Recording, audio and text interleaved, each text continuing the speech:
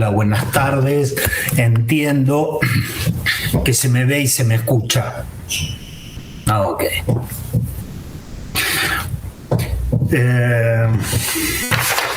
Les agradezco la presencia. Les voy a hacer una confesión de tono personal, que es que me parece que estoy en modo mundial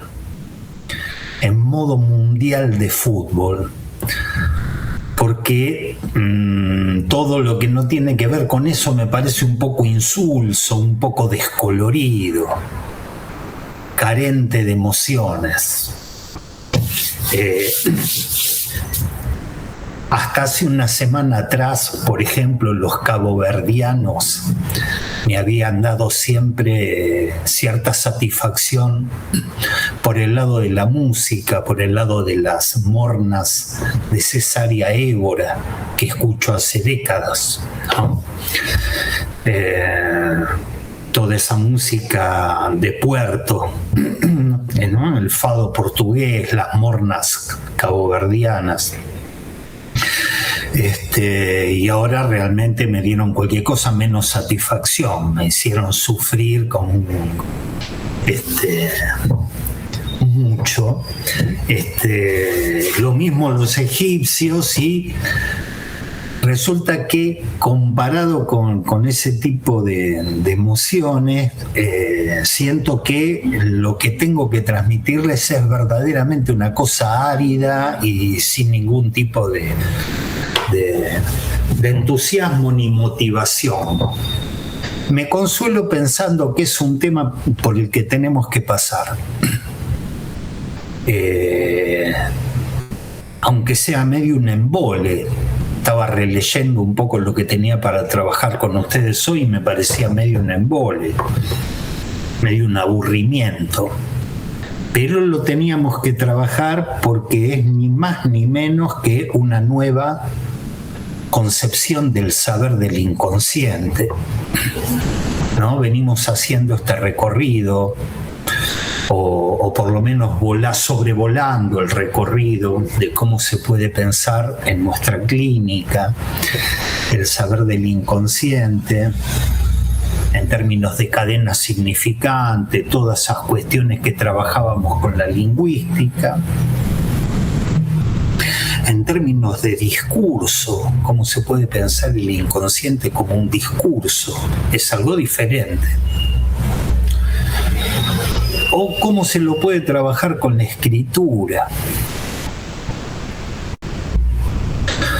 Y la complicación que trae en estas primeras clases poder para Lacan transmitirnos, mientras lo elabora, lo que es pensar el saber del inconsciente en términos nodales, el saber del inconsciente como nudo.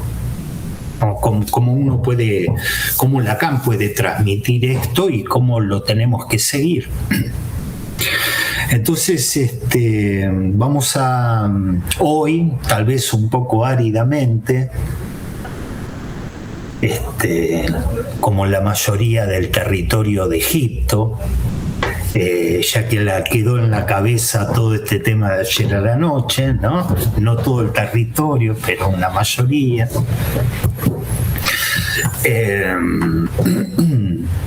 Vamos a seguir trabajando cuestiones del saber del inconsciente, caracterizándolo, ¿no? Entonces, hemos estado trabajando cosas juntos por las que tenemos que pasar, diciendo que para Lacan se desprende de la práctica psicoanalítica que hay un saber en lo real, al igual que en la ciencia. Hay un saber en lo real, ¿sí? En el psicoanálisis hay un saber en lo real, no en el campo de la relación sexual, ¿eh? Porque en el ámbito de la relación sexual hay un real sin ley, hay un real que no cesa de no escribirse, ¿ok? Y a diferencia de la ciencia, que se basa en la lógica como ciencia de lo real y no tiene en cuenta la dimensión de la verdad, en el psicoanálisis sí tenemos en cuenta en nuestro trabajo como un operador, el operador verdad. Nosotros trabajamos con la verdad, con el medio decir de la verdad, como la verdad medio dicha. Arrancamos ahí. Arrancamos con el medio decir de la verdad y la vez pasada hice unas paradas en un par de parágrafos donde Lacan decía que la verdad y el saber se inventan. Es una posición que tiene él, ¿no? De que la verdad y el saber se inventan. Estuvimos dando vueltas, hoy no voy a dar vueltas sobre eso, pero nos decía ni más ni menos, yo no develo la verdad en el dispositivo analítico, no descubro la verdad, que es lo mismo que decir develarla, sacarle los velos, sacarle la cobertura. No descubro una verdad toda que estaba ahí, que estaba agazapada en unos síntomas, en unas formaciones de compromiso, en las formaciones del inconsciente, sino que la invento, ¿no? Trabajábamos eso en términos de que la verdad se produce. El dispositivo produce efectos de verdad, ¿sí? Y el saber se inventa. Que ese saber en lo real, para Lacan, tanto en la ciencia como en el análisis mismo, ese saber se inventa, no es previo. No hay un saber inconsciente previo al dispositivo analítico. Yo les decía, es muy fuerte esto. Y él incluso lo dice respecto de la ciencia. Dice, Newton inventó una fórmula, no la descubrió, la inventó. Y esas invenciones permiten ordenar fenómenos que son fenómenos que si no carecen de orden. Pues bien, en el dispositivo analítico pasa lo mismo. Un real se inventa. De tal manera que yo lo citaba cuando Lacan dice el saber de lo real o el saber en lo real. Es un invento. Yo se los muestro constantemente. Es el 3 del nudo. Como diciendo, esto que yo tengo acá en la mano, bueno, ahora no tengo ninguno, ¿no? Pero decía, esto es lo real. El 3 del nudo. Y vean cómo lo estoy inventando.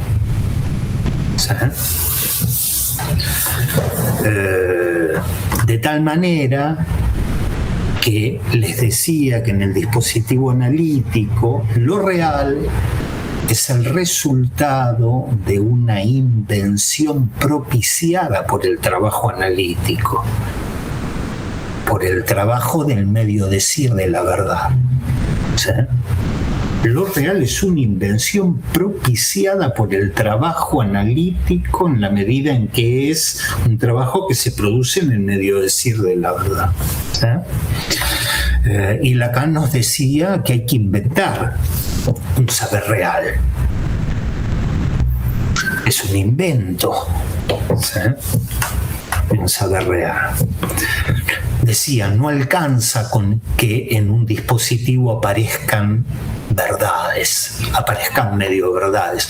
Hay que hacer el nudo. ¿Sí?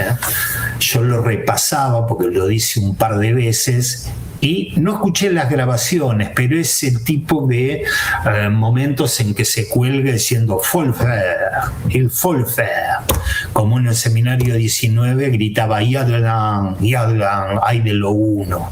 ¿Sí?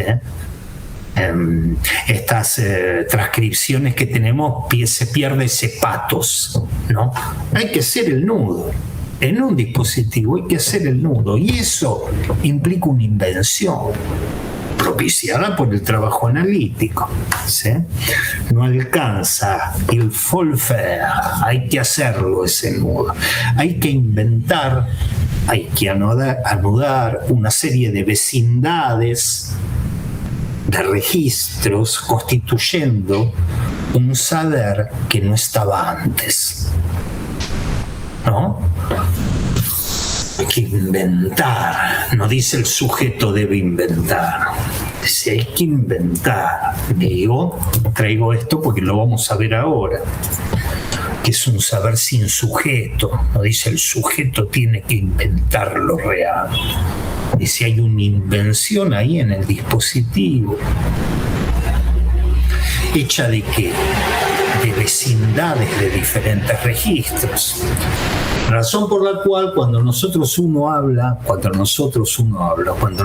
hablamos de saber a la altura del seminario 21, olvídense de S1, S2. Estamos en otro plano, estamos en un plano de un saber hecho de vecindades, de un saber nodal. Es un cambio. Lacan nos martilla el 3. Olvídense de Jacobson, S1, S2. Olvídense de la lógica modal en este sentido. El 3, un saber nodal. ¿Sí? Y esto lo estuvimos viendo en un par de clases de Lacan. Lo estuvimos repasando, un par de clases, 5, 6, 7, donde decíamos que los S1 de Lalande sí estaban. Esos aguijonazos, esas marcas, los S1, el enjambre de Lalande sí estaban, ¿sí? Pero que eso no es el saber del inconsciente. Eso no es el saber del inconsciente. Para hablar de saber del inconsciente, esos S1 de Lalande deben ser avecinados a ciertas porciones de lo imaginario y a cierta afectación corporal. Y eso es una invención. Y esa invención se produce en el campo de la no relación sexual, que es la diferencia en lo que uno podría pensar de un sujeto cognitivo, de una conciencia que se conecta con el mundo y va juntando palabras y va juntando porciones de lo imaginario y cosas que le pasan en el cuerpo. ¿Sí? Decíamos S1 de Lalande, porciones de imaginario, cierto nivel de afectación corporal en el campo de la no relación sexual. Una invención. Vimos que pensar una verdad que ya estaba ahí, si ustedes creen, cuando un analizante se pone a trabajar, si se creen a los Freud que hay una verdad que está ahí, una verdad escondida en las lagunas mnésicas, una verdad escondida en los síntomas, ¿sí? Que es una verdad que espera ser develada por el trabajo analítico. Si ustedes creen que hay una verdad toda ahí que va a ser develada, van despacio pero seguro, a sostener una concepción del alma, de un alma unitaria, un alma. Por eso nosotros decimos, no digo aparato psíquico, digo aparato anímico, digo lo anímico, pero es una cuestión terminológica, porque ustedes pueden llegar a pensar en una unidad que hay ahí adentro, ahí abajo, ahí escondida. ¿Sí? Que hay algo, una especie de otro yo astuto e inconsciente, una parte inconsciente del yo, ¿sí? Que tiene una verdad y esa verdad espera que ustedes la develen. Lacan dice, van a terminar creyendo que existe el alma, pónganle el nombre que ustedes quieran, el cerebro, ¿no? O sea, el alma suena muy filosófico, pero le pueden poner otros nombres. Va a haber un homúnculo, decía a la altura del seminario 3, un hombrecito dentro del hombre, que sabe lo que quiere y que hace cosas. ¿Sí? Y correlativamente se les va a armar la idea de un mundo, que también es una unidad, un mundo unitario, un mundo unario, un mundo que es un uno todo, ¿sí? Y se les va a armar correlativamente las leyes de ese gran otro que es el mundo, en el cual el alma habita. ¿Sí? Vimos, como al pasar, pero lo vimos, que tanto el alma como el mundo es una proyección de lo que es la consistencia corporal a esta altura de la enseñanza de Lacan. Yo creo que tengo un alma. ¿Y de dónde saca la idea de un alma? Y es como una especie de proyección de una consistencia. ¿De qué consistencia? De la consistencia de lo imaginario. ¿Se acuerdan cuando empezamos a ver los diferentes registros a la altura de la clínica nodal? Y yo decía, lo imaginario es lo que consiste. Lo imaginario es lo que consiste. Tienen que tener una consistencia. Se caracteriza por ser una consistencia. Esa consistencia yo la puedo poner del lado del mundo o la puedo poner del lado del alma. Cuando la gente dice, por ejemplo, este país Argentina está cada vez peor. Antes elegíamos políticos por tal cosa, ahora los elegimos por motivos inconfesables cuando los elegimos por motivos, porque a veces ni por motivos, por bronca, porque no sé qué, y uno se queja y dice, esto se va todo al carajo, ¿sí? Esto es completamente inconsistente. Lacan diría, bueno, sí, vos le pedís a eso consistencia. Vos a eso le pedís consistencia porque vos creés que eso debería tenerla. Y la consistencia no es otra cosa que la consistencia de lo imaginario proyectada ahí afuera. ¿Se entiende el poder que tiene esto cuando Lacan dice, loco, no lo vean de esta manera? Porque si lo ven de esta manera van a tener una concepción del mundo y una concepción del alma. ¿Sí? Que deviene de lo imaginario. Imagínense hacerse una concepción de letritas. Porque hacerse una concepción de letritas, lo que tienen es que las letritas destruyen el mundo. Lo voy a decir de esta manera, las letritas no sostienen un mundo. Las letritas son fórmulas inventadas que dan cuenta de cierto orden de fenómenos. Entonces un físico tendrá sus letritas, su fórmula, y a lo mejor lo agarra un biólogo y le dice, che, pero vos estás haciendo funcionar las cosas de otra manera.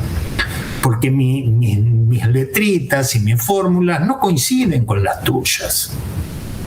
Entonces el otro le podría decir, pero ¿vos qué crees en una concepción unaria del mundo?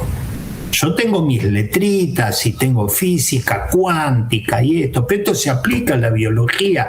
Y bien, no, qué sé yo, un médico no aplica ese tipo de cosas. Funciona de otra manera. Por eso las letritas rompen el mundo, deshacen el mundo unitario. ¿Sí?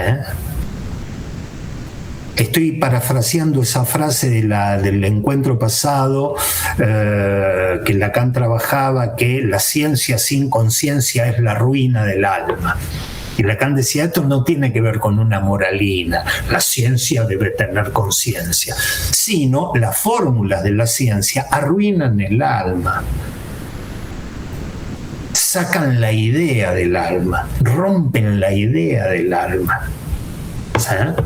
Es como si un científico te diría, ¿vos crees en el alma? Sí, bueno, decime dónde está, mostrame cómo es. Las formulitas rompieron todo. Y Lacan dice, bueno, tenemos que avanzar en estas letras. Es conveniente para pensar el saber del inconsciente avanzar en estas letras. Ya no es la proyección de lo imaginario, es una articulación de letras. ¿Sí? Y esto es lo que estuvimos viendo hasta ahora, y Lacan va a seguir con esta cuestión del saber. Porque nosotros repetimos cosas que él se toma un trabajo muy grande para tratar de transmitir la idea de lo que es, por ejemplo, un saber sin sujeto. Es muy difícil la idea de un saber sin sujeto. Y un saber que funciona sin sujeto. ¿Ah? ¿Qué sé yo? Un árbol. Y hago así porque tengo un mandarino en la vereda, un árbol. Uno dice, bueno, yo no sé mucho de botánica, pero ahí hay un saber en funcionamiento. Ahí hay un saber en funcionamiento. Eso funciona. Qué sé yo, uno le acerca una llama. ¿Cómo era que se llamaba eso? Fototropismo era la luz. Vieron que el girasol busca la luz, todas las plantas buscan la luz. Y lo mismo pasa con el calor. Uno le acerca una llama y el vegetal se corre. Entonces uno dice, hay un saber funcionando ahí. Eso no es inanimado, eso es animado. Es del orden de lo animado. El orden vegetal es de lo vivo, lo animado. Entonces Lacan viene trabajando lo que él entiende que es un saber, porque dice, yo me pregunto qué es un saber. ¿Sabes? Pregunto qué es un saber, para después, a partir de eso, empezar a trabajar con nosotros, que es el saber del inconsciente. ¿Sí? Y nos había dicho algo que la vez pasada, que dijo, ese saber se inventa, y él va a seguir desarrollando en una parte de esta clase 8 que parece un poco confusa, cuesta seguirle el hilo. Él no se preocupaba mucho por sostener una especie de coherencia, ni siquiera en la forma de hablar. Y a diferencia de la versión en español, la versión que tengo yo está toda interrumpida, ¿no? Las frases están interrumpidas, uno las tiene que ir armando. Él viene trabajando y hoy va a trabajar la cuestión que tiene que ver con el saber y la invención. El saber en su relación con la invención. Y dice, esto en mí empezó muy temprano. Esto en mí empezó como joven psiquiatra. El saber y la invención. ¿Sí? Entonces hace una referencia a su tesis doctoral, que es de una cuestión, o de la psicosis paranoica en sus relaciones con la personalidad. No la nombra así, creo que no está nombrada, o a lo mejor en español está citada como nota al pie, en la versión original no está citada, pero habla del caso M, de su paciente, de la paciente a partir de la cual escribió la última de las grandes tesis doctorales de la psiquiatría. Es un libraco enorme que está por ahí, que nunca terminé de leer, ¿sí? El caso M, ¿no? A lo que yo agregaría, no lo dice en la clase, pero yo lo agregaría porque me parece más significativo, un viejo escrito de Lacan de 1931, incluso anterior. No está citado ahí, pero me parece que nos puede orientar. Es un texto de 1931 que se llama Escritos inspirados, esquizografía. Es del viejo Lacan que recién se empieza a arrimar al psicoanálisis. La psiquiatría ya se había arrimado un poco al psicoanálisis, dando lugar a lo que se llamaba la psiquiatría dinámica. Perdón que les cuento un poco la historia, que a lo mejor los distrae de lo esencial. En realidad hay algo en mí que tira para ese lado, porque si no me aburro un poco. La psiquiatría dinámica, ¿sí? La psiquiatría que había incorporado el psicoanálisis, ¿sí? Y Lacan se encuentra da cuenta de una serie de pacientes que escribían, por eso se llama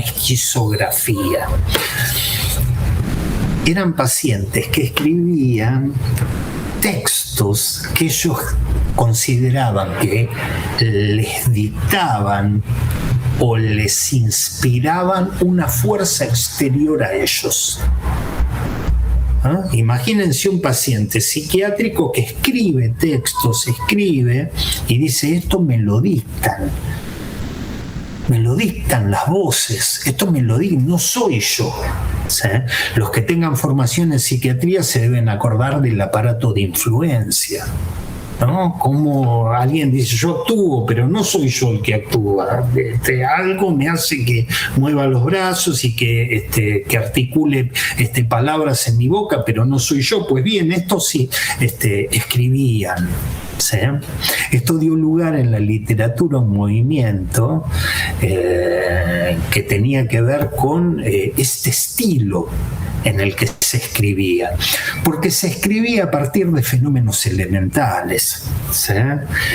Los pacientes tenían neologismos, asociaciones verbales, juegos fonéticos, condensaciones de palabra, y eso lo escribían. Y decía: esto me lo dicta, me lo inspira, me lo dicta, esto es dictado. ¿Sí? Escribían, y en realidad no eran ellos los que escribían.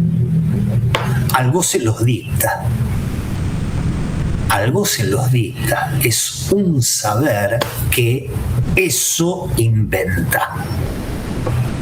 ¿Ok? Fíjense cómo lo agarra Lacan. Dice: se encontraba con pacientes, esos pacientes escribían: bueno, a ver, dígame, ¿qué se le ocurre con él? No se le ocurre nada. Esto me ha sido inspirado, lo escuché, me vino en la cabeza, me vino a la cabeza. Esto me lo dijeron las voces, esto lo escribí, porque alguien me lo dictó, porque eso me lo dictó. Entonces Lacan dice: che, hay un saber. Hay un saber funcionando ahí. En la época en que yo me formé, que estudiábamos el seminario 3, le daban a la manivela con el inconsciente a cielo abierto. La psicosis era el inconsciente a cielo abierto. Ahí tenías el lugar del otro, el lugar del significante trabajando, y el pobre psicótico, que era un esclavo, una marioneta de la estructura, que hacía con eso lo que podía, pero la estructura estaba ahí. Había un saber en términos de articulación ahí. Tenían razón los tipos cuando decía: eso se me presenta así, es como que me inspira, o es algo que me están dictando. Y la cuestión es que Lacan captaba que esa escritura producía una estabilización en los pacientes. Ellos, a medida que escribían, acá en francés puso el débloqué, como una paciente que desbloquea, se estabilizaban. Escribiendo se estabilizaban. ¿Sí? Es decir, se producía, si digo se estabilizaba, se producía una suerte de anudamiento en los registros, entre los registros que constituyen la realidad del paciente. ¿Sí? Yo me formé, parte de mi formación es en el Hospital Parmenio Piñero. Se los he contado, un hospital de Capital Federal o de Cava, con sala de internación, y hacíamos muchas guardias, sala de internación psiquiátrica. ¿Sí? Y se veía mucho de esto, que escribían. De hecho hacíamos talleres, incluso talleres de arte, porque ese arte psicótico veíamos que los estabilizaba mucho más que un dispositivo de dígame qué se le ocurre o con qué asocia con esto. ¿Sí? Entonces esa escritura Lacan la tomaba como un saber. Hay un saber allí. Es un saber que produjo tal paciente. Antes preguntale, vas a ver que te dice: yo no lo hice, esto me vino de afuera. me vino de una fuerza exterior. Pero resulta que cuando yo hago esto y sigo ese saber y anoto ese saber, resulta que mi imaginario más o menos se compensa en relación a ciertas afectaciones corporales que tengo, y las voces se callan un poco, me hablan un poquito más bajo, o me hablan pero no de manera imperativa, no me dicen tírate por la ventana. Entonces Lacan dice, che, yo de joven psiquiatra, dije, acá hay un saber operante, y está el sujeto de esa estructura. ¿Sí? Entonces, esa escritura operaba como un saber en lo real, o un saber real.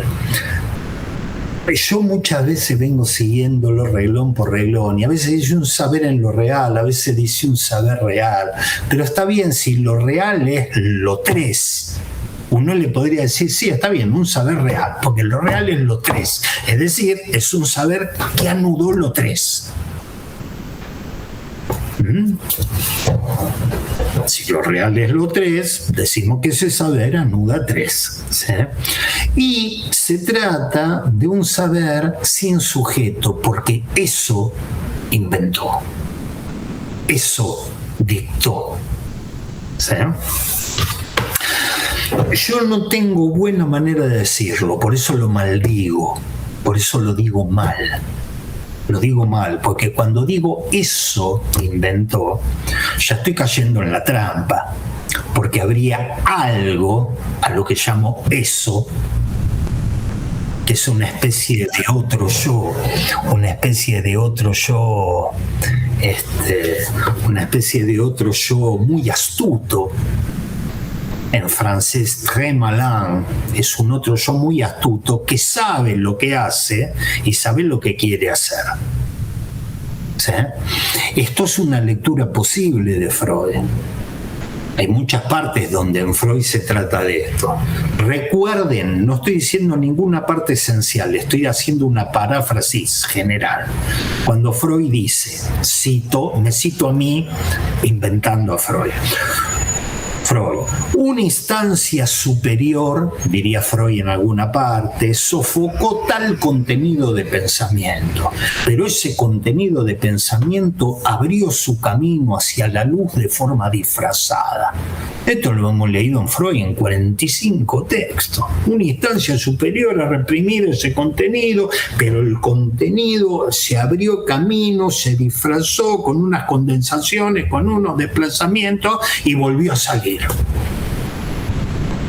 No al cohete, nuestros viejos colegas tenían esta idea de lo que era el inconsciente, era como una especie de yo inconsciente, con otras reglas, está bien, la condensación, desplazamiento, el miramiento por la figurabilidad, pero eso hacía.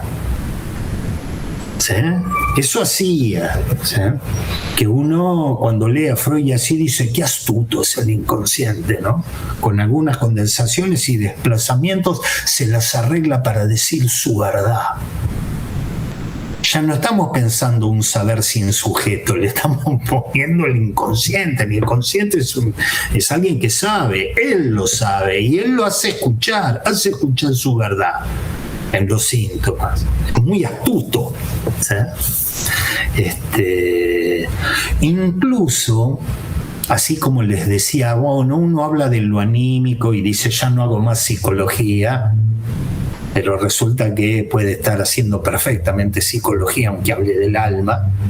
O sea, tampoco resolvemos la cuestión cuando sacamos el artículo definido y le ponemos un artículo indefinido.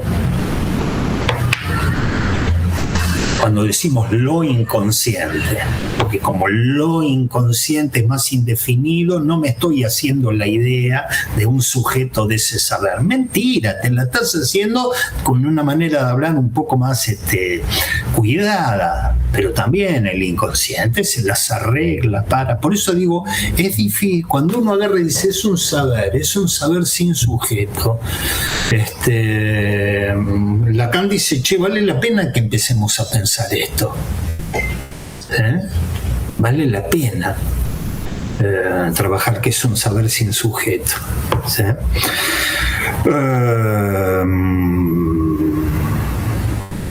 Y es por esta relación entre el saber y el sujeto de ese saber. Es por esta relación que Lacan nos va a sacar a pasear y a dar una vuelta por la lógica epistémica. Se van a encontrar en esta clase de Lacan con una forma de lógica que él llama lógica epistémica. Mal pero rápido. Tenemos la lógica proposicional, que es la lógica que trata de proposiciones formalizadas. Si P, entonces Q. Es una lógica proposicional. Proposiciones bien formalizadas. Origen, el órgano, los primeros escritos, el órgano de Aristóteles, pero completamente formalizado siglos después. Si P, entonces Q. Tengo una proposición, lógica proposicional. Si llueve, entonces me mojo. ¿Ok? Pero tenemos una rama de la lógica proposicional que es la lógica modal. La lógica modal es aquella lógica que a esas proposiciones le agrega las modalidades de Aristóteles. Perdón, voy a cerrar, a ver dónde están estas cosas, porque yo no me banco a todo esto. Perdón, vamos a cerrar WhatsApp y volví acá. Así no hace ruido porque está constantemente y mandan cosas. Las modalidades de Aristóteles. Lo necesario, lo posible, lo imposible, lo contingente. Entonces tendríamos, si llueve, doy un ejemplo, si llueve es imposible que no me moje. Si llueve es probable que me moje. Es una lógica que a la anterior le agregó las modalidades. ¿Sí? Y la lógica epistémica, que es una rama de la lógica modal. ¿Sí? La lógica epistémica es una lógica, una disciplina que estudia formalmente, es decir, por proposiciones, los conceptos de conocimiento y creencia. O sea, usa la lógica modal para estudiar el conocimiento y la creencia en proposiciones, en forma formal. ¿Sí? La lógica epistémica trabaja cuestiones como ¿qué significa realmente saber algo? ¿En qué se diferencia el conocimiento de la creencia? ¿Qué ocurre cuando varias personas saben algo? ¿Qué significa que un hecho sea de conocimiento común? En estas proposiciones y con las modalidades mete los temitas de el saber, o sea, el conocer y el creer. ¿Sí? Por ejemplo, distingue entre, les voy a dar 3 proposiciones de lógica epistémica. ¿Sí? Les voy a dar un ejemplo. Recuerden lo que venimos diciendo. Los lógicos hacen letritas, si P entonces Q, si Q entonces R, qué sé yo, y de repente dan ejemplos y a Lacan se le para la oreja porque se acaba de ver una verdad metida en el ejemplo. ¿Sí? Entonces me cuidé muy bien cuando dije voy a dar un ejemplo. Las 3 primeras cosas que se me ocurrieron dije esta no, la taché así, puse otra, la cuarta, o sea, bien lejos de cualquier efecto de verdad. Voy a dar un ejemplo de 3 proposiciones. Primero, Leticia sabe que Raúl sabe que ella va a dejar a su novio. Lógica epistémica. Leticia sabe que Raúl sabe que ella va a dejar a su novio. Segunda proposición, todos saben que Leticia va a dejar a su novio. Tercera proposición, todos saben que Leticia va a dejar a su novio. Todos saben que todos saben.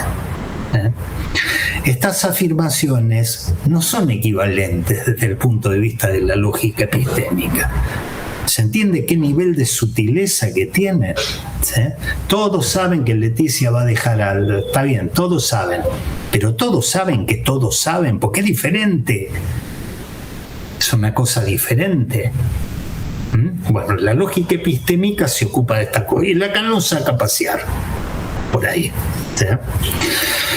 No es lo mismo para esta lógica decir Leticia cree que Raúl sabe que decir Leticia sabe que Raúl cree.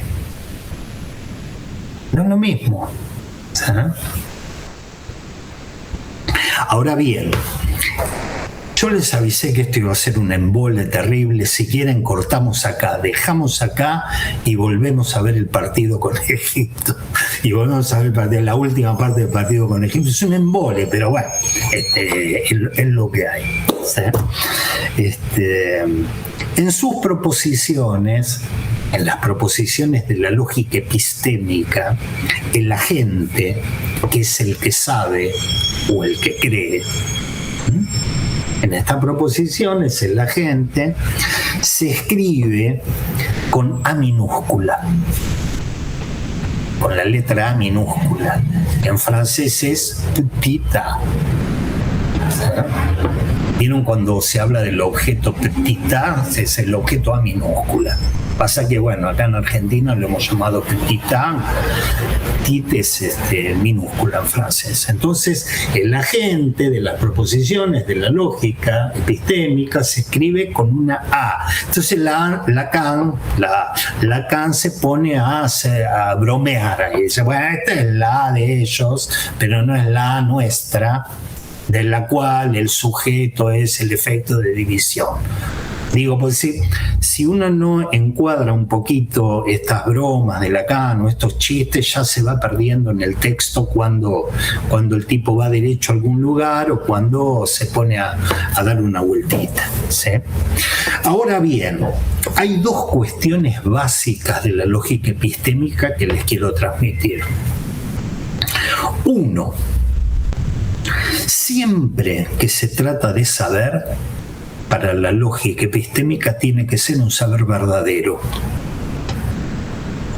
Yo no puedo decir A sabe X y que no se trate de un saber verdadero. Para la lógica epistémica el saber tiene que ser un saber verdadero. No hay otro. No es un saber. Si no es un saber verdadero, no es un saber. Y dos, para la lógica epistémica, siempre el saber tiene que ser sabido por alguien. Si no, no es un saber. O sea, esto es lógico. Yo no leí Intika, Jaakko Intika, este lógico finlandés con el que empezó la clase. Ni lo voy a leer. Yo ya leí muchas de esas cosas y me embolé mucho. Nunca más voy a leer eso. Pero no sé si él hacía este tipo de lógica, pero estos lógicos dicen: todo saber debe ser saber verdadero, todo saber es un saber sabido por alguien. Por el agente. A sabe. A sabe que Leticia sabe que Raúl sabe, o todos saben que Raúl sabe.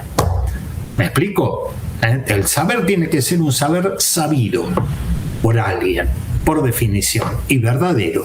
¿Sí? No puede, para esta lógica, haber un saber no sabido. ¿Sí? Es más, Lacan dice: esto lleva una locura. Lleva la locura a pensar que un saber no sabido por ninguna gente, hace de ese saber algo inconsistente. Para esta lógica, este saber tiene que ser sabido por alguien, si no el saber es inconsistente.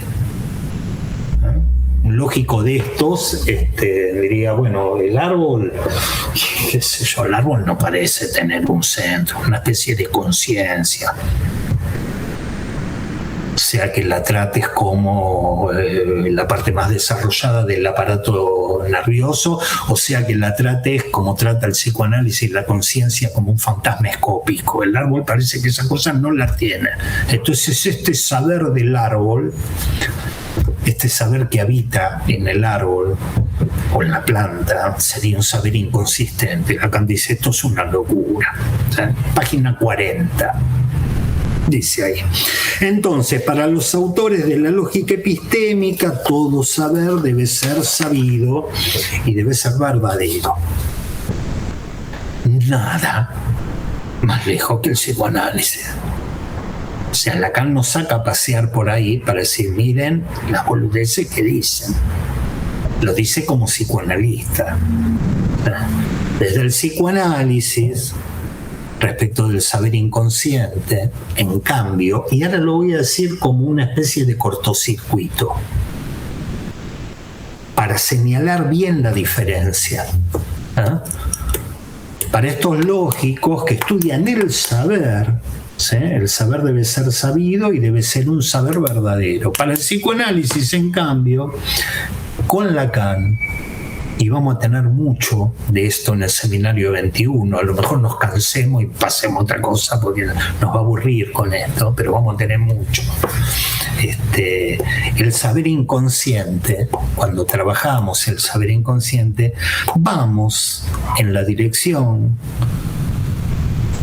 de postular un saber inventado, un saber no sabido, es decir, sin sujeto, un saber en disyunción con la verdad, en disyunción, saber por un lado, verdad por otro lado, al menos con la verdad como una verdad toda a ser develada. ¿Sí? Entonces, de nuevo, inventado, no sabido, en disyunción con la verdad, y un saber que no dice nada, sino que goza. O sea, vamos a ir despacito armando estas frasecitas que muchas veces las tiramos así, es un saber de goce, el lenguaje es un aparato de goce, el desarrollo de que es un saber que no dice nada, que no está esperando a nadie que lo escuche, sino que es un saber de goce. Es un saber gozar. E insisto, todo esto en el campo de la no relación sexual, que es ese real sin ley. ¿Sí? Ese es el saber de que se trata. Recién estaba hablando de ¿quién hablé? De Cesárea Évora. Otro que son de estas cosas que notician que da uno ya va teniendo. Les recomiendo que vean la película Casanova de Fellini, la versión de Fellini de la película Casanova. ¿Sí? Yo hace décadas que no la veo. Pero sí recuerdo Casanova, este personaje italiano, Fellini lo retrata como un fetichista. Casanova tenía un pájaro mecánico, un pájaro que era así del tamaño de un termo, un poco más grande, que le daba cuerda y el pájaro hacía así con las alas, ¿no? Aleteaba. ¿Sí? Entonces Casanova llegaba a un lugar, se metía en una pieza de la condesa de no sé qué, ponía el pajarito a andar, el fetiche a andar. Ponía el pajarito a andar, puede dar lugar a ciertas metáforas alemanas y españolas. Ponía el pájaro mecánico a funcionar y Casanova funcionaba perfectamente. Y en la película Fellini te lo muestra que puede estar con una duquesa de 30 años muy sensual, con una monja de 80 años para nada sensual, no importa, porque si él tenía ese fetiche, él funcionaba. Ahora imagínense que uno lo agarra a Casanova o a alguien que tenga otro pájaro, alguien que tenga un fetiche, ¿sí? Vamos a agarrar a Casanova y uno le dice, pájaro tiene que ver con paja. Usted ha sido onanista, ¿no? Es medio onanista. Casanova te miraría y se recagaría de risa. Diría, usted es un pelotudo. Usted es un pelotudo porque este saber que tengo yo con la verdad, con el medio decir de la verdad, con el todo decir de la verdad o con todo lo que se te ocurra, no tiene nada que ver. Esto está en disyunción, por eso digo que es un saber inventado, que es un saber de goce, ¿sí? Que es un saber gozar, ¿sí? En disyunción con la verdad. ¿No? En disyunción con la verdad, ¿sí? Casanova te diría, mira, esto es lo que inventé, o si pudiese decirlo, esto se inventó en mí. Yo funciono así. ¿Se acuerdan cuando hablábamos del nudo macho? Que yo agarraba y decía, anda a decirle al macho, esto no se hace así, esto no, anda a decirle, dice, es así, es uno, y esto es así, no hay mucha más vuelta en ese punto. Un saber sin sujeto, un saber inventado. ¿Inventado en qué lugar? Inventado en el lugar de la no relación sexual. Y Lacan tiene un par de frasecitas muy lindas cuando dice, y no sé si toda invención no tiene que ver con esto, que todo lo que el ser hablante inventa en algún punto no tiene su raíz en este real sin ley, que es el campo de la no relación sexual. No sé si hay un invento que pasa por otro lado. Pues yo como psicoanalista te digo, todo lo que inventan, lo inventan en este lugar, o a partir de este lugar, o no sin relación con este lugar. ¿Ok? Entonces, lo voy siguiendo a Lacan en su caminito de lo que es el saber. Se va a enganchar un poco con la verdad, para marcar que está en disyunción, para marcar que este saber, el saber del inconsciente, el saber del que se trata, está en disyunción con la verdad. Por eso me vuelven esos capítulos donde decía, la verdad es mimética, y agarraba y te la ponía en lo imaginario. Porque Lacan acá está buscando un saber que no sea un verdadero, un saber que no sea verdadero, sino un saber que esté en lo real, un saber real, un saber que anude tres, un saber que anude lo tres. ¿Sí? Entonces se va a decir, che, y Freud tropezó. En la traducción que está ahí en español es la falla de Freud. Freud falló, Freud le erró. ¿Con qué le erró?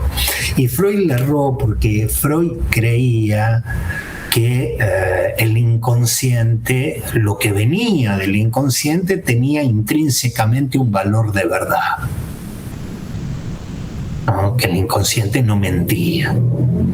Intrínsecamente tiene que tener un valor de verdad, lo que lo llevó con Sidonie Ciliag, ¿se acuerdan? La joven homosexual,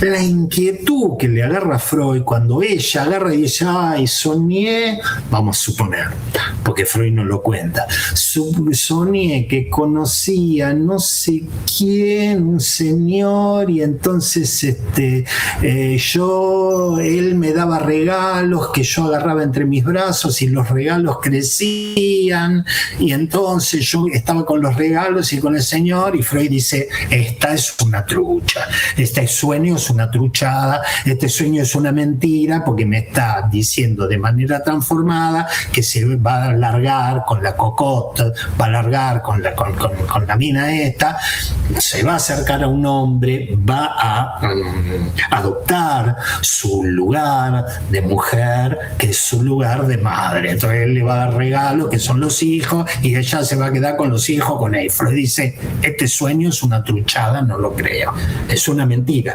Y en ese punto él para el historial y dice, paremos un poco. Porque algunos me van a decir, usted que ha defendido tanto el inconsciente, el valor de verdad de lo inconsciente, a diferencia de la represión y las instancias superiores, ahora me va a decir que el inconsciente miente, y Freud se tiene que dar todo un laburo para decir, no es que el inconsciente, el sueño es mentiroso, porque la vía regia puede articular una mentira y Lacan dice, se enrolla el pedo. Se enrolla el pedo, el saber del inconsciente, como lo piensa Lacan en esta época, no tiene que ver con el valor de verdad. No tiene que ver con el valor de verdad. Un saber en lo real, que vamos caracterizando de a poco. ¿Sí? Entonces pasa por Sidonie Ciliac, por la joven homosexual, y entra en una parte que nos sirve para ir caracterizando el saber del inconsciente y como saber sin sujeto, que es el más allá del principio del placer. Entonces hace una relectura. A veces da la impresión de que la obra de Lacan es como una serie de relecturas de ese texto.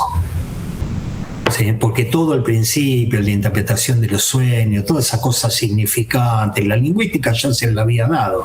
El tema es cuando uno llega más allá del principio del placer. Y Lacan dice, lo más real del inconsciente está ahí. Lo otro, sí, es todo un trabajo del analizante, pero lo más real está más allá del principio del placer. ¿Sí? Y nos va a dar una vuelta sobre el trieb, sobre la pulsión, sobre esto que Freud escribía trieb. ¿Sí? Ustedes saben que ese trieb fue traducido por instinto, lo que dio lugar a todo un psicoanálisis muy cercano, vamos a decir así, al pensamiento biológico, ¿no? De los instintos y de la represión de los instintos y de los mecanismos de defensa contra los instintos y bla, bla, bla. Y el laburo de Lacan, para decirlo, lo tradujeron mal, trieb. Lo tienen que traducir como pulsión, como tendencia, como deriva, como propensión, si quieren como propensión, pero sáquenlo distinto. Sin embargo, en el seminario 21 dice, bueno, pero esto de que le hayan puesto instinto me sirve en este tema. Podemos tomarnos el trabajo de seguir un poquito lo que sería el trieb como instinto, porque un instinto es un saber. Es un saber supuesto de lo real, o un saber supuesto en lo real. Un instinto es un saber. O sea, vos agarrás un animal y lo pinchás y se va corriendo y no se arrima más. ¿Sí? El fototropismo del que hablaba. Termotropismo será el del fuego. Me quedé pensando en esa palabra que no encontraba. Termotropismo, con el calor.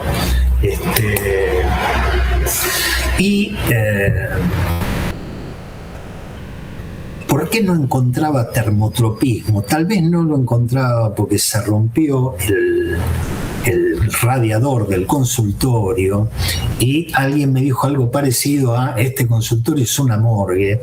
Entonces me parece que cuando pasé por el termo, miren qué freudiano que estoy, cuando iba a decir termotropismo se me ocultó el termo porque venía la muerte, qué cosa, y lo que voy a tener que gastar para arreglar el... En fin, entonces, ¿qué es el instinto? El instinto es un saber supuesto natural. ¿Sí? El oso huele cierto aroma y algo se desencadena en él que lo conecta con una osa que está en el territorio. ¿Sí? Si la osa, ponele, tiene 3 osesnos y uno de ellos está débil, probablemente lo deje morir y cuidar más a los otros 2 que no están enfermos. Es instintivo, es un saber natural. ¿Sí? Es un saber sin sujeto. No decimos el oso sabe, la osa sabe.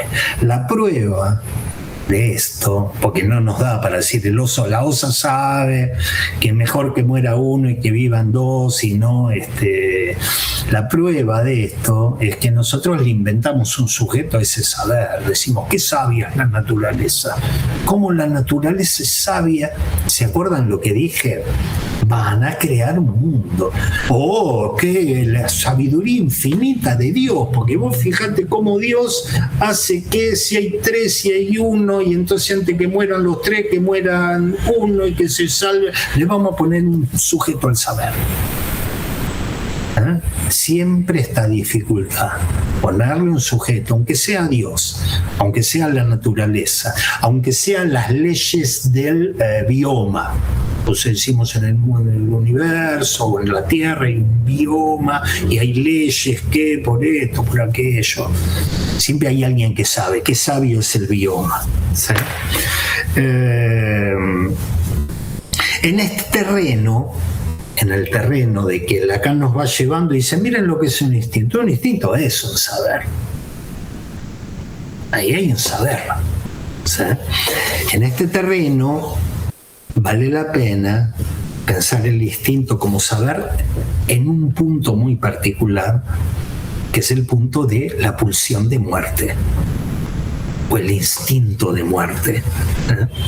Porque el instinto, estoy parafraseando a Lacan lo que viene trabajando acá, el instinto de muerte es algo que contradice nuestra manera de pensar el instinto. Nosotros siempre pensamos los instintos como algo que tiende a la conservación de la vida, como algo que tiende, lo trabaja Lacan a partir del principio del placer, a la disminución de la tensión. Que el bicho anda por la selva y empieza a tener hambre, aumenta la tensión y tantos biólogos y zoólogos. ¿Se acuerdan cuando trabajamos el Unwell y el Innenwell? Digamos lo que sería el mundo exterior y el mundo interior. Bueno, hay algo que le pasa a él y ya conecta con lo que potencialmente es comida para él. ¿Para qué? Para bajar la tensión. ¿Sí? De tal manera que uno diría, ¿qué sabe? Si uno pregunta, ¿qué sabe el saber del instinto? ¿Qué sabe el saber del instinto? Conservar la vida, reducir la tensión. ¿Sí? Y esto es el principio del placer. Y esta es la gran primera tesis de Freud. Freud anduvo con esta tesis hasta más allá del principio del placer. ¿Qué sabía el saber del inconsciente para Freud? ¿Qué sabe el saber del inconsciente para Freud? Mantener el principio del placer. Mantener el principio del placer un rato más. Cuando escribía esto me acordaba, a los 16 años, tuve un sueño de un helicóptero. Como ven, yo me voy permitiendo contarles más cosas así. Tuve un sueño de un helicóptero, venía un helicóptero y qué lío en el helicóptero y cómo vamos a entrar en el helicóptero y las aspas del helicóptero y qué sé yo, y de repente me termino de despertar y era el despertador que estaba sonando porque tenía que ir al colegio. Tenía que ir para mí el sueño había durado como 3 horas, toda una escena de que iba, que venía, qué sé yo, y ¿qué era? Era que me tenía que despertar para ir al colegio, y Freud te diría, ¿ves cómo funciona el inconsciente? Un ratito más, dormí un ratito más, podés dormir, es el guardián del sueño, que no te vengan a joder, el sueño que es el guardián del dormir. ¿Sí? Porque el inconsciente funciona trayendo cuestiones del principio del placer. Y si al principio, en nombre del principio de realidad, tenés que sofocar alguna tendencia, vas a ver que el inconsciente que sigue el principio del placer te va a poner el retorno de eso sofocado, el retorno de eso reprimido, porque allí lo que funciona es el principio del placer. ¿Sí? ¿Qué sabe el saber del inconsciente? Y mantener el principio del placer, como una especie de saber instintivo, vamos a decir. ¿Sí? Pero, dice Lacan, en estas páginas, página 40, página 41, hoy iba a terminar la lección de Lacan. La iba a terminar, pero dije, vamos a tener que pasar o dar por sentado algunas cuestiones que quería armarlas con ustedes. Que es que la práctica clínica lleva a Freud a postular un instinto, la práctica clínica, que va más allá del principio del placer. Y que para Freud empuja a lo inanimado, a la muerte. Entonces Freud dice, che, mirá las neurosis traumáticas. Yo pensaba que el inconsciente ahí reinaba al principio del placer. Pero fíjate en las neurosis traumáticas, cómo eso vuelve una y otra vez, parece, viste, que vuelve. Y aparte los nenes, mirá el Forda, ¿no? Como que la madre se fue y entonces al principio el tipo juega, la manejo yo a mamá, andate, vení, pero dice a veces juega, andate, esto debería producirle displacer. Che, ¿no habrá una instancia que funciona en el aparato psíquico, más allá del principio del placer? Un instinto de muerte. Y Lacan lo corrige. Dice, Freud confunde el mundo inanimado con la muerte. O sea, para Lacan son dos cosas distintas. Confunde el mundo inanimado con la muerte. Lo inanimado, Lacan nos va a dar su perspectiva. Lo inanimado es aquello en lo que no suponemos un saber. Y lo animado, lo que tiene alma, lo animado, uno a lo animado le supone un alma. Y Lacan dice, cacha el alma. Lo animado es aquello en lo que suponemos un saber, no un alma. ¿Sí? Si uno le pega un palazo a no sé qué bicho y después te lo encontrás de nuevo y te arrimás con el palo, el tipo se va a ir. Y entonces alguien que está al lado te va a decir, ¿cómo no se va a ir? Te ve a vos con el palo, se las toma. Eso es suponerle un alma. El bicho agarra y dice, ahí viene Roberto con el palo. Más vale, me tomo el palo. Me voy. ¿Sí? Y Lacan dice, sacale el tema del alma. ¿Sí? Ahí hay un saber en funcionamiento. Y ese saber en funcionamiento lo pensás hasta en las células cuando mirás en el microscopio. Y ves cómo algunas células hacen cosas, ahí se mueve. Decía, ahí hay un saber. Y no me vas a decir que la mitocondria tiene alma. No tiene alma, pero sí hay un saber. Entonces nos da, dice, olvídense de esas concepciones del alma que ya les expliqué, dice Lacan lo que es. ¿Sí? Piensen en eso, como que en eso hay un saber. ¿Sí? En eso suponemos un saber. Y debo haber estado un poco irónico, un poco sarcástico, porque escribí, los espermatozoides tienen alma. Estos son escritos inspirados, no soy yo el que lo escribe, esto me lo dictan fuerzas exteriores. O sea, los espermatozoides tienen alma, porque pensaba, los espermatozoides saben dónde ir, hay un saber. ¿Sí?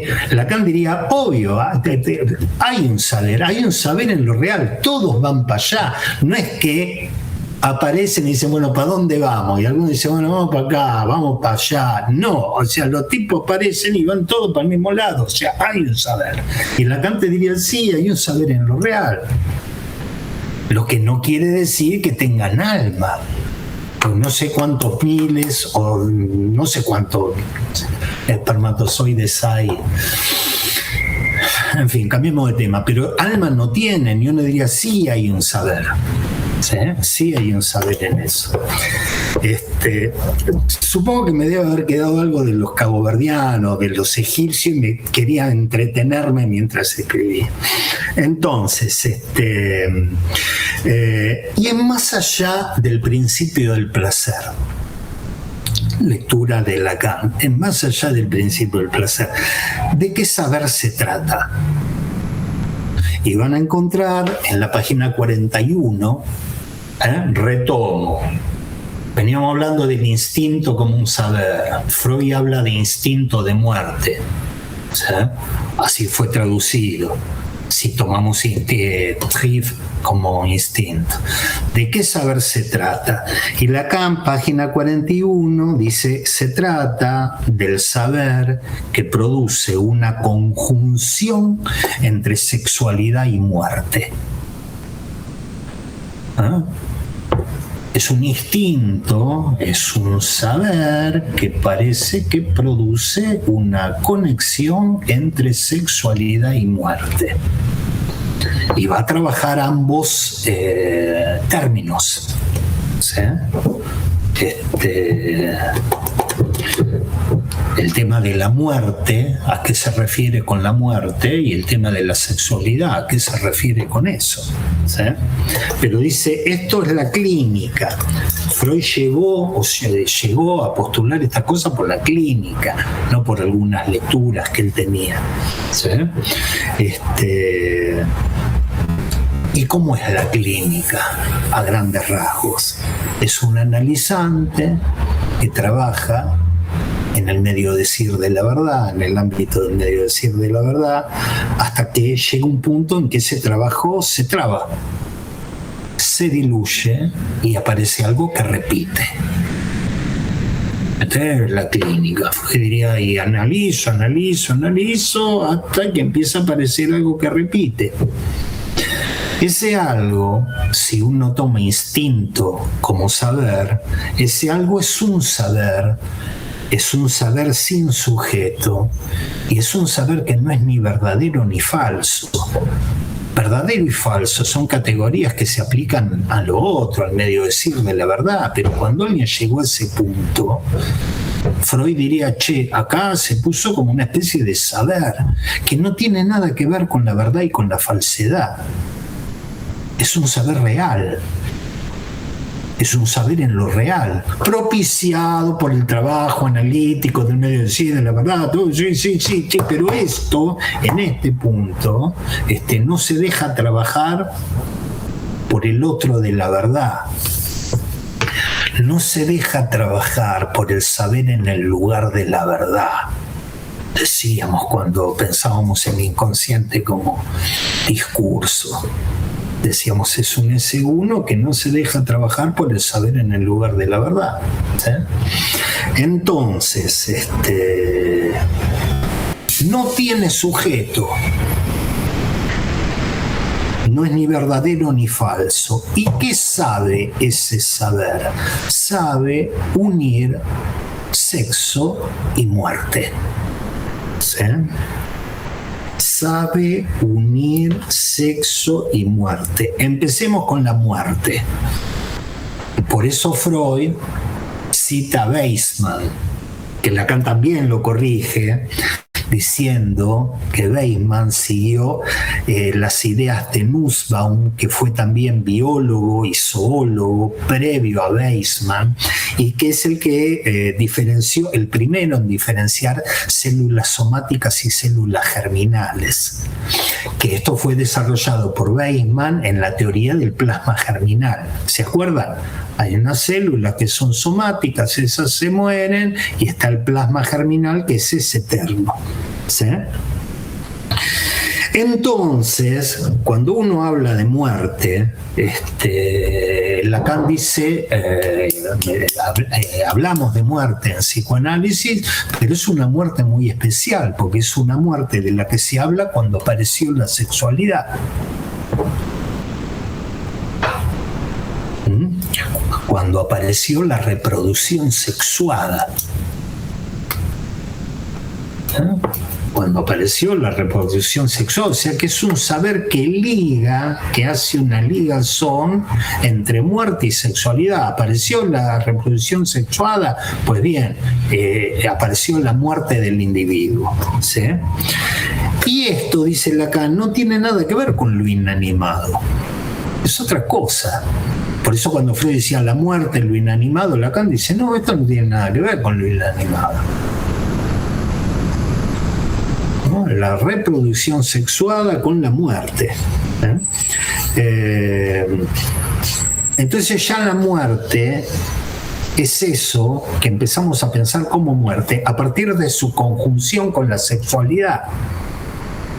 Y la sexualidad la pensamos en términos psicoanalíticos como goce, porque hay sexualidades que no tienen nada de goce. Pero en el ser hablante, cuando hablamos de sexualidad, hablamos de goce. ¿Sí? De repente en la naturaleza hay reproducciones que son reproducciones sexuadas. Viene un pez donde todavía no se diferenció la cloaca de los genitales y en determinado momento pasa por ahí, no sé si hace calor, hace frío, y el pez defeca, pero con la defecación salen huevos. Y después pasa otro pez que cuando pasa por ahí le agarra huele los huevos y defeca una especie de esperma. Y no está registrado que haya demasiada satisfacción en eso. Por eso Lacan cuando dice muerte, te dice, no con qué muerte, es eso muy ligado estrechamente a la sexualidad. ¿Y qué es la sexualidad? La sexualidad es el goce. Entonces eso que ustedes llamaron, diría Lacan, o que Freud llamó instinto de muerte, es algo que enlaza. No lo voy a hacer, pero sí lo voy a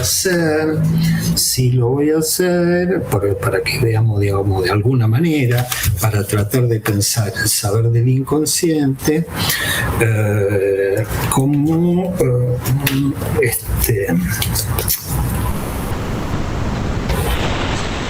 el frío que me pone las manos duras. Está enlazado, ¿ven? ¿Qué es el instinto de muerte? Es algo que enlaza sexualidad. Evidentemente, de dos, la cosa mucho no funciona, ¿sí? Pero Lacan dice, Freud se estaba arrimando medio a ese lugar. Ahí es donde van a encontrar el comentario donde dice que no hubiese hecho Freud si hubiera tenido minudo Borromeo en la mano.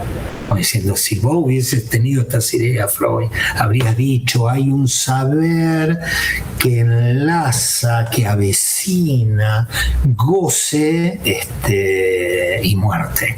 ¿Sí? O sea, una conjunción entre el goce y la muerte. Y esta conjunción, porque esta conjunción Lacan la trae, hay que seguirlo en esto, lo trae con una categoría de Aristóteles, de su lógica, que era pertenecer a. ¿Sí? Que es lo que él dice, es una conjunción. Se trata de un enlace tal donde la muerte pertenece al goce o el goce pertenece a la muerte, diría Aristóteles, si pudiese decirlo. ¿A qué me estoy refiriendo? Cuando Aristóteles dice todos los perros tienen 4 patas, ¿sí? A veces usa conectores, que es todos los perros pertenecen a la categoría 4 patas. ¿Se entiende? Es una cuestión de palabras, ¿sí? Es una cuestión de palabras, pero Lacan pasa por ahí para hablar de un saber que es un saber de conjunción, ¿sí? Que da cuenta de lo que Freud llamó el masoquismo originario. Es decir, hay un saber, es un saber de conjunción, es un saber que enlaza, que el goce con la muerte. Es decir, masoquismo originario, porque no es un término gratuito para Lacan. El masoquismo sale de la perversión, es una categoría de la perversión, Y dice, bueno, hay algo que Freud pensó en términos de masoquismo originario. Que cuando pasé por acá se me ocurrió la idea de que estaría bueno que alguien haga una puntuación del texto El problema económico del masoquismo.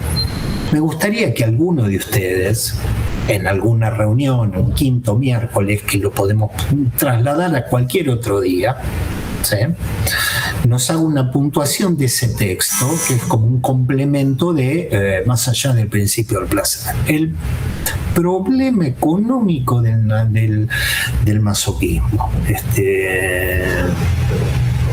¿Qué vuelta le da Freud cuando dice, che, hay una cosa como de masoquismo originario y que lleva para el lado de la muerte, ¿no?, para el lado del displacer? Me gustaría, como dicen en privado, mándenme un WhatsApp, el que lo quiera puntuar, yo se lo agradecería, ¿sí?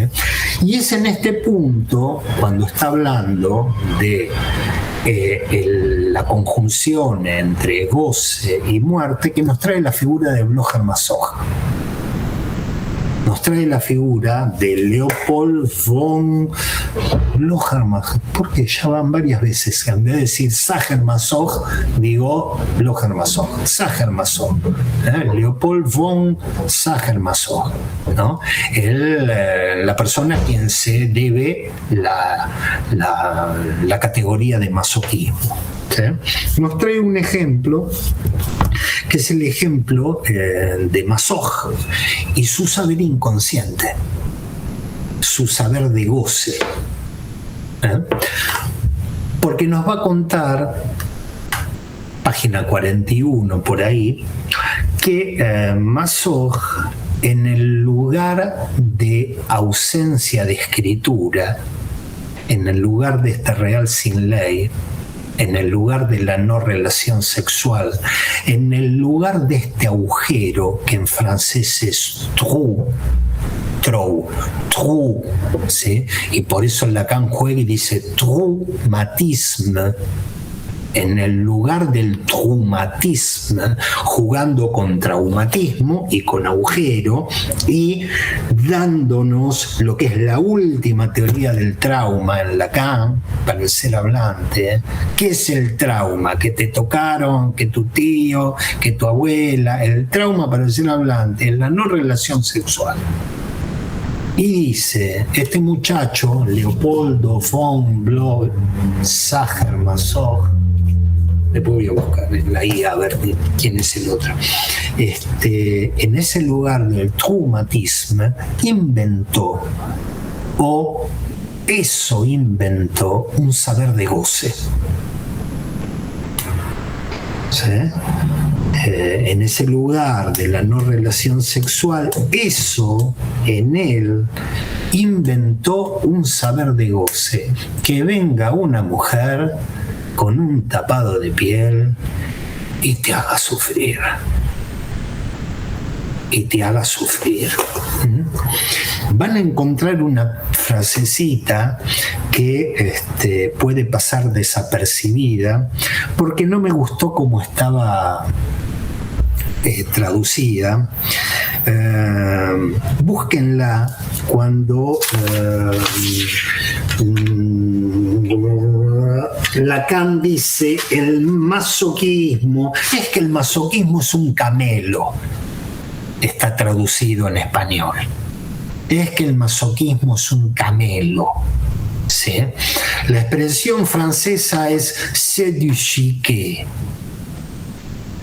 Y chiquet es simulación, es pose, es fingido. Algo que es seduchique es algo que es fingido, es algo que es sostentado, ¿sí? Es algo que es simulado, ¿sí? Y no lo trae Lacan cuando dice el masoquismo, seduchique, no lo trae como están fingiendo. Lo que trae es, hay ahí una dimensión de escena, ¿sí? Es una pose. es una escena. ¿Por qué? Porque estamos hablando de un saber que vinculaba la muerte, el goce, pero no es, si no tuviese la escena, si no tuviese lo imaginario, no se sostendría el saber. ¿Se entiende por qué le busquen el masoquismo serio y qué? ¿Es camelo? No es camelo. Pongan, no es sin la escena, no es sin lo imaginario. ¿Sí? No es sin la escena. Y Sacher-Masoch lo que te diría con la mujer, con el tapado, que te hace sufrir, que te humilla, que te... hay que leer los contratos. Si alguno puede, estaría bueno ponerlo en el blog. Los contratos, no la Venus en pieles, sino los contratos de Sacher-Masoch, que son los contratos que él hacía con la mujer. Eran contratos de vos tenés todo el derecho a humillarme y yo tengo la obligación de bancarme todas tus humillaciones. Podés pedirme que te lama la suela de los zapatos y escupirme y decirme tenés todo el derecho a hacerlo y firmar ese contrato. Y Masoch podría decir, bueno, pero eso inventó en mí esto. ¿Se entiende lo que es un saber inventado, que no es inventado por el tipo, ¿sí? Que es sin sujeto, que no tiene relación con la verdad, porque no se lo podés interpretar. Es un saber que funciona en mí, ¿sí? Y es un saber de goce, y es un saber absolutamente singular, porque es un saber que funciona en él, en el campo de la no relación sexual, y que si uno lo quiere hacer funcionar en otro, la cosa no funciona. Yo pensaba lo que sería en mi vida que aparezca una mujer con un vestido de pieles y me quiere humillar. Salimos en los diarios, viste, que me dice humillar, que no, y bueno, pero al otro le funciona, sí, pero le funciona al otro. Yo no tengo, eso no creó en mí ese saber en el lugar de la no relación sexual, ¿sí? Entonces empezamos a caracterizar este saber, que es un saber nodal, que es un saber real, en el sentido que es un saber que articula tres. Vamos a dejar hoy, o voy a dejar hoy acá, y la reunión que viene terminamos la clase 8 de Lacan. Si hay alguna intervención, pregunta, es bienvenida, y bueno, si no, la seguimos charlando en otro momento. Y sí, insisto, ya te doy la palabra, Amalia, alguien que haga una pequeña puntuación a partir de esto del problema económico del masoquismo. Es un texto que hace mucho no leo y me gustaría que me lo puntúe. Amalia. Sí. O sea que este saber no sabido,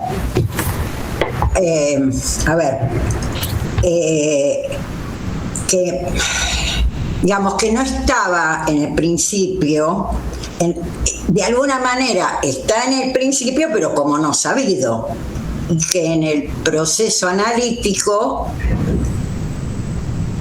sería subjetivado. Bien. Yo te voy a responder, pero te respondo bien en el plano de la hipótesis. Porque es algo que Lacan no nos ha dicho con claridad. Lo que hubo al principio es la langue. Al principio fue el verbo y después se hizo carne. Uno diría... Perdón. Al principio fue la langue, ¿sí? Hubo un momento que se hizo el nudo. El nudo ha sido un saber, ¿sí? Es un saber sin sujeto, es un saber no sabido. El trabajo analítico es pasar ese no sabido a sabido, ¿sí? No nos lo dijo ahora, pero en el seminario 20 hay alguna frase de eso, que el trabajo analítico es pasar de no sabido a sabido, con la posibilidad no solo de obtener algunos efectos de verdad y decir yo esto ya lo sé, ¿sí? Sino la de il faut le faire, le nœud, il faut le faire, quiere decir el nudo, hay que hacerlo en análisis bajo transferencia. Si yo te tuviese que responder a vos, diría, es un saber inventado, eso lo inventó, pero ahora, donde eso estaba, el sujeto debe advenir, es decir, pasar de no sabido a sabido y hacer otro nudo. La transferencia permite hacer otro nudo. En el campo de las transferencias salvajes, cuando hay mujeres, esto se ve claramente. Se ve claramente que hacen un nudo y después con otro monstruo hacen otro nudo y después con uno no tan jodido hacen otro nudo. Bueno, la transferencia analítica para Lacan, el trabajo analítico es ese. Por eso dice, no nos quedemos en la verdad, el nudo hay que hacerlo. Bien. ¿Alguna otra o dejamos acá? Gracias. Marina Balduzzi. Hola, ¿qué tal? ¿Cómo buenas? Mira. Es mi primer Zoom con ustedes. Yo me acabo de recibir, así que arrancando. Así que bueno, muy interesante. Bienvenido. Yo que estaba pensando en la producción de este saber, ¿no? ¿Cómo se puede pensar en comparación con otras terapias? Como qué pasa con este saber que se inventa en terapias, estas terapias nuevas de vidas pasadas o cuestiones astrológicas, ¿no? Como que a veces siento que se produce un anudamiento, se genera un saber, y me pregunto, no es que lo haya pensado todavía, sino que bueno, ¿cómo podemos pensar la diferencia entre una terapia analítica, entre la diferencia de dispositivos? Eso. Mira, es una muy buena cuestión. Es una muy buena cuestión que a lo largo de Lacan tiene la misma respuesta, pero en diferentes momentos de él. Es la misma respuesta, pero en diferentes momentos de él. Cuando vos agarrás un sueño, vas a encontrar que se ha desarrollado mucho en el psicoanálisis el proceso primario, ¿no? ¿Cómo explicás un sueño? ¿Cómo explicás un síntoma? Bueno, condensación, desplazamiento. Ok. Ahora Freud refiere en muchos lugares que el sueño tal como uno lo conoce ha pasado por una instancia, por un proceso secundario que le dio legibilidad al sueño, que lo hizo comprensible al sueño. El sueño tal como uno lo conoce, vino el helicóptero y yo no podía entrar, es una historia legible. Acá ha aparecido una instancia que a eso le dio legibilidad, ¿ok? Hubo toda una etapa del psicoanálisis que a esa legibilidad que le daba el sueño, el analista aportaba la clave de otra legibilidad. El analista le aportaba con su interpretación otra legibilidad. Por ejemplo, yo sueño que tengo una espada al rojo vivo y con esa espada al rojo vivo salgo volando y vuelo sobre el mundo. Entonces un analista me podía decir espada al rojo vivo y salí volando. Vos estás habitado por un deseo de omnipotencia fálica. Vos lo que te gustaría tener es un pene omnipotente para lograr realizar un deseo edípico incestuoso. ¿Se entiende que me cambió la clave? Yo venía con la espada, el rojo vivo, bla, bla, bla, y llegó lo que querés tener. ¿Querés el objeto incestuoso? ¿Se entiende? A lo largo de la historia del psicoanálisis, diferentes escuelas fueron traduciendo, fueron poniendo palabras, fueron poniendo contenidos interpretativos de esto. Un analista kleiniano decía, no, a vos lo que te gustaría es tener un pene potente para que cuando vos estés dentro del seno materno, dentro del vientre de la madre, a los penes voladores que habitan ahí, vos puedas sacártelos de encima. Y les interpretaban así a los pacientes. Algunos con penes voladores, hoy en día buscás en la IA, eran teorías así, otros con omnipotencia fálica, qué sé yo. Lacan desde el principio dijo, eso es reordenar lo simbólico imaginario. Eso es reordenar lo que en otro momento de él dice el orden del semblante. Le ordenás lo simbólico imaginario. ¿Sí? ¿Con qué teoría? Con una que vino de Freud del Edipo, de Melanie Klein con su lectura del Edipo, de Bion, si lo reordenás. Ahora resulta que hay otras prácticas y muy desarrolladas, y hay gente que no está en exclusión con el psicoanálisis, que dice, y yo además voy a constelar, se llama, ¿no? Se dice voy a constelar, y resulta que he descubierto que esta angustia que tengo es porque soy el hermano de mi madre. Porque mi abuelo cuando tuvo no sé quién, que uno agarra y dice, ¿cuál es la diferencia? ¿Sí? Te hago todo este recorrido para decirte, hay muchas prácticas con diferentes nombres que van a proponer una especie de, al gusto de Lacan, parches de semblantes, para tapar algunos agujeros. Entonces uno dice, bueno, estuve mirando, hice un ejercicio de mindfulness, se llama, que entonces ahí me di cuenta que mis capacidades, y uno dice, bueno, está bien, han reordenado algo de su simbólico imaginario, y mientras tanto vamos tirando. La idea de Lacan es, no hay que parchar nada,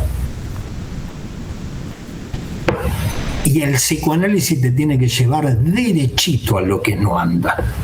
Derechito, sin inventar nada, sin hacer ningún trabajo de proceso secundario fuera del aparato psíquico. El analista no está para dar ninguna respuesta, ni siquiera está para curar nada, está para analizar, y el análisis conduce a lo que no anda, con la idea de que el sujeto tiene que inventar algo ahí, porque es del orden de la invención, una invención que le permita saber hacer con lo que no anda. Te pido disculpas si la respuesta es como parabólica o hiperbólica, pero es un poquito eso. No, está perfecto. Muchas gracias. De nada, Marina. Bueno, gente, les mando un beso y nos vemos en 15 días.